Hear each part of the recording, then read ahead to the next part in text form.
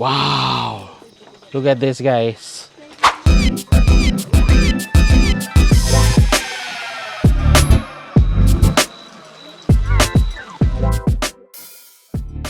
Hi, Ken7 here, and we're spending the weekend here at Camp Charlinay. Perfect timing kasi i-unbox natin ang isa sa pinakabagong camping light sa market. Proud moment to dahil Pinoy design siya. Gawa ng mga campers para sa mga campers. Talagang pinag-isipan at pinaghirapan para swak sa bawat outdoor adventure. Pinapahilala ko nga pala ang Lume by Sinit. Napakabango. Again, this is the Sinit multi-function camping light or Lume CL01. Nakita mo dito parang merong alibata. Base sa contents, meron tong storage bag, Sinit Lume itself, 3 ground pegs at charging cable. Sa power naman, meron tong 2 watts para sa flashlight, 5 watts para sa light strip. Ito sa capacity of 5,000 mAh. Waterproof rated na rin to, IP65, both the main body and light strips. Hindi naman ganun kahirap dalhin. And net weight naman niya per strip ay 0.36 kilograms. So tignan natin ang laman. Unbox na natin.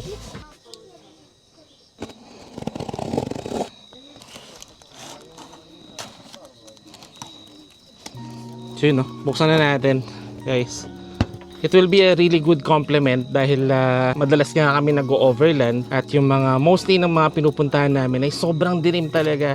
Tingin ko overall setup namin kulang pa kami ng mga ilaw. So itong Sinit Lume talaga yung makakapag-supplement at makakapag-add ng brightness sa aming mga buhay. Wow! Look at this, guys. Grabe, no? Yun yung sinasabi mo na packaging pa lang, ulam na. Sobrang secured agad. Sobrang secured talaga. Ang bango din. Sobrang kapal. Combination ng leather.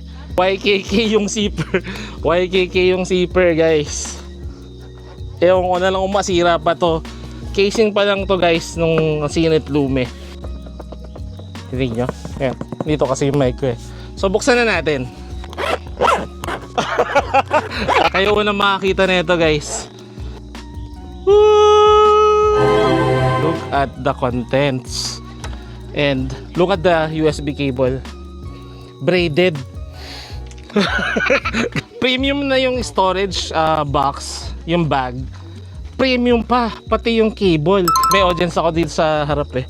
Mahal na tong mga gantong klase ng USB cable eh. So good job Sinit, no. Pinag-isipan talaga. Alam ko na Pinoy talaga yung nag-design nito. So okay, next one. Pati yung bag ng peg. Grabe naman yun. Parang ayaw magpagamit eh. Dahil sa pagka-premium niya. Promise, pag na-feel niyo yung box, ay yung bag, yung cable, pati tong peg na maliit na pouch na to, masasabi niyo na talaga worth it yung pera niyo. And these are the pegs na included. Itim. And this is how the light is attached to the bag. So meron siyang strap. Yan. Rinig nyo. ASMR ulit. Yan. Sin lang natin. So again, guys, introducing the Sinit Lume CL01. As you can see, meron siyang mga flashlights dito, 3 strip, other features such as stand, something na pwede mo siyang isabit, parang clip, no? So pwede sa pole, pwede siguro, depende kung yung awning nyo ay matibay-tibay, so pwede siya. So try natin without deploying itong mga legs niya. So nakita ko meron siyang 3 button. Pasensya nyo na yung boko. So 3 button, 1, 2, 3. So long press, I believe, no, without even reading the manual.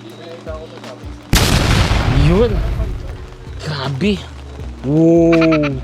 Single press lang tayo. Oh, nagsa-cycle siya. So pahina ng pahina yung white.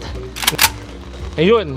Nag-transition siya into the brightest nung yellow light naman. And then medium brightness, and then yung pinaka low. And what's next ay magsa-cycle through lang siya ulit, no? Until long press mo siya para mamatay. Kapag nilong press mo siya, it will turn on the strip. And kapag dinoble click mo siya, it will turn on the flashlight of that strip. Hindi sa lahat, no? So, individual siya. And the good thing about this is, it is magnetic, no? So, pwede mo siyang tanggalin isa-isa. So, mamaya papakita ko sa inyo yung functionality na yun.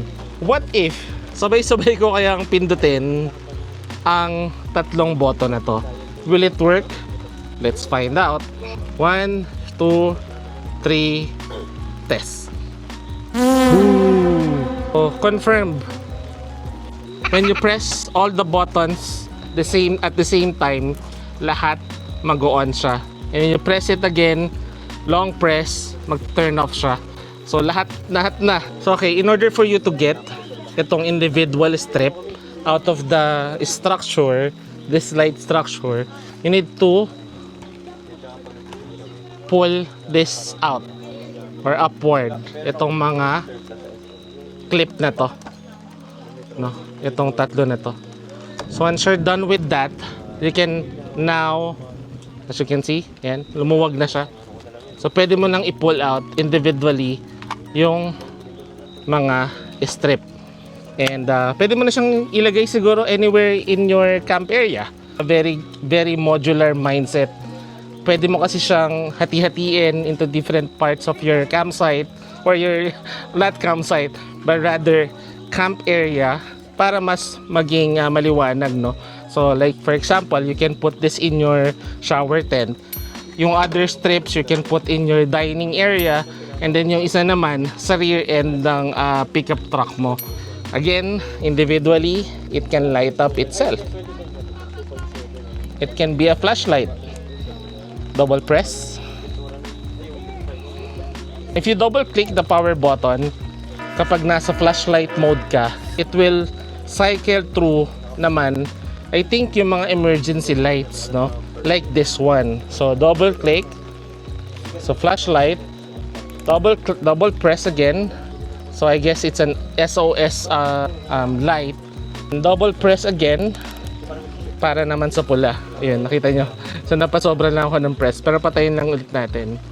So let's try this in tripod mode, no? So I think this one, push, you have to push it para mag-slant siya. Pull this out, push. Yan, may konting paglalak. And then push again. Yun. And then there you go. That's your tripod mode. Wow! Ng Zenith Lumi. And again, if you're going to open it, pwedeng sabay-sabay. And in-open ko lang yung side na to. Open ko lang yung kabilang side as well. Open lang din ulit natin to. So lahat, tatlo na yan. Napakaliwanag, Diyos ko. So to make it happen, yung naka-slant na sinasabi ko, remove the strip out of the Zenith Lumi. And as you can see here, merong lock dito, locking mechanism dyan. Iangat mo to, doon nakaangat na siya. Parang may latch dito. And then, gawin mo siyang ganyan. So make sure na nakalock yan. Ito kasi, magnet to, it will serve as the hanger, no? Itong strip na to. If you put it like this, see? Medyo naka-slant na siya. So imagine if you can do it for all the 3 strips. Bago mo siya i-magnet ulit, make sure na naka-latch to. So pag kinabit mo siya, yun. Hindi na siya lulundo o hindi na siya mag-i-slant. So yun pala, you can actually adjust the slantness, no? Pwede dito, so mas slant, or dito mo i-hook. Yan, dalawa yan eh. 1 and 2. So kung dito, mas konting slant lang, kapag dito, mas slant talaga. So as you can see, naka-lock siya doon sa pinaka mataas. So if mamagnet mo, nakaganyan na siya. So mas spread yung light sa ibaba. Again, really cool light. Sobrang happy ko dito sa light na to. So imagine all of the strips can be removed. Very powerful, 1,650 lumens. Nakakasilaw nung una kong pagbukas. Grabe, parang kinuha na ako agad ni Lord eh. One of the best lights in the market in PH. Napakagaling ng gumawa na ito. Pakita ko lang sa inyo yung gamit natin to na naka-stand dun sa harap. Let's go!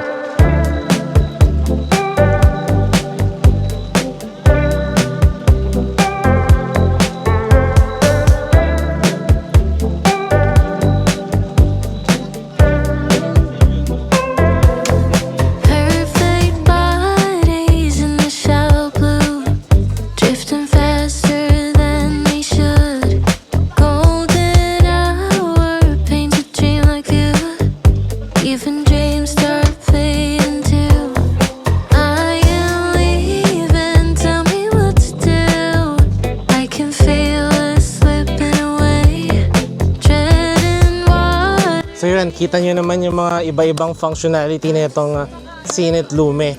I guess that's it for our unboxing, first impressions, and hopefully natuto kayo ng mga iba-ibang mga customizations. It could be a bit overwhelming at first, pero kapag nasanay na kayo, at napakadali lang i-setup at sobra talagang flexible. So bagay na bagay talaga yung description niya na multi-use na functional lights, no. And always proud to support Pinoy made or Pinoy designed products. So maraming salamat again sa Cinet Outdoors, lalong-lalo na kay Boss Dennis. Maraming salamat po. At hanggang sa susunod na Kel Esteban of the Kid Outtakes, maraming salamat at sumainyo nawa ang kapayapaan. Cheers! Bye! Bodies in the shower.